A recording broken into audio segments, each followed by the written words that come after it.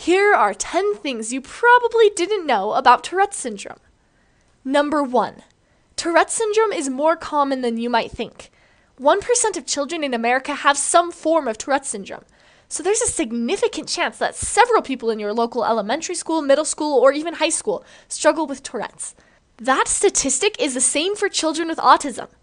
We're likely more aware of autism because its signs and symptoms are generally more consistent and noticeable than the small tics of Tourette syndrome are. Number 2. Tics vary from person to person. People with Tourette syndrome are like snowflakes, unique. 2 people may have similar tics, but no 2 people will have the exact same combination of tics.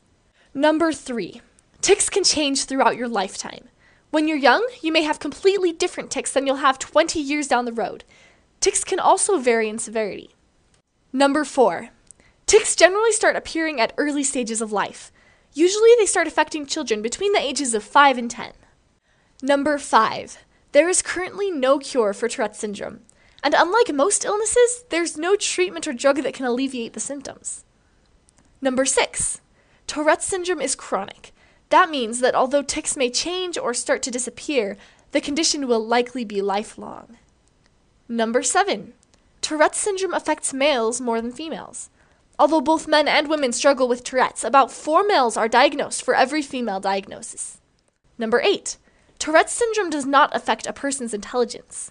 Unlike some conditions where mental capacity is affected, people who struggle with Tourette syndrome have no mental disadvantage.